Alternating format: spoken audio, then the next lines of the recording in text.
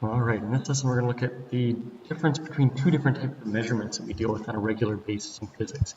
Our two different types of measurements are what are called scalars and vectors. And these are both types of numerical measurements. The one main distinction is that a scalar is something that only has magnitude. It only has a number attached to it.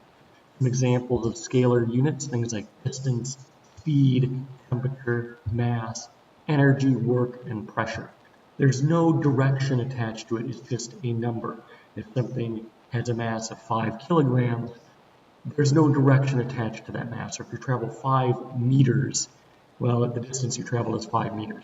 A vector, on the other hand, has both a numerical value of magnitude, but also includes information about direction.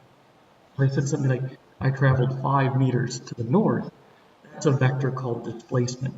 It not only tells me how far did I travel, but it tells me in what direction did I travel.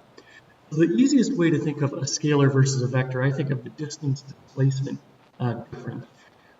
Distance, how far did I travel? It means I could be anywhere 5 meters away from my location. A vector saying 5 meters to the north tells me exactly where I ended up compared to where I started with. So vectors contain more information about a measurement than a scalar does because it includes this information about direction. Some other vectors, things like velocity, acceleration, weight, force, field strength, momentum, those are all things that we could encounter as vectors. If we kind of look at vectors in a bit more detail, we can add vectors up. It's like we can add numerical measures up. And let's say we have vector A that has a magnitude of 5 units and vector B that has a magnitude of 3 units. What is the magnitude of vector C, which is vector A plus vector B? Now, if these were two scalars and I wanted to add something that was 5 to something that was 3, well, 5 plus 3 always gives you 8. Well, I'm going to show you some cases here where 5 plus 3 does not give you 8. Obviously, we could add vectors that both move in the same direction. If I travel 5 units north and 3 units north, I've now traveled 8 units north. What if I flipped vector B around? What if I traveled 5 units to the north, but 3 units to the south? Well, the magnitude of that vector, where did I end up compared to where I started, is just 2 units. I'm 2 units north of where I started. When we add vectors, we're basically asking, how does this compare to the very beginning? Or if I add these two, I need to include the directional piece in them. What this means is that if I want to define the magnitude of vector C could be anywhere between 2 units and 8 units long, depending upon the directions of A and B and how they relate to one another. Obviously, the longest possible option is that the A and B both move the same direction, 8 units. The smallest possible direction is that A and B are anti-parallel. They move exactly opposite directions, and that's 2 units. So this depends on both the directions of A and B and how those directions relate to one another.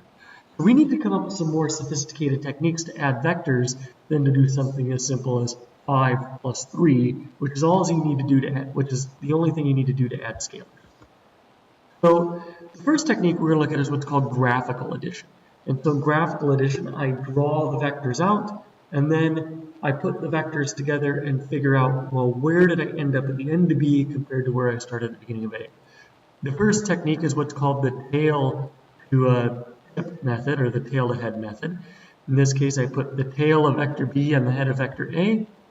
A plus B is that vector there, from the tail of A to the head of B.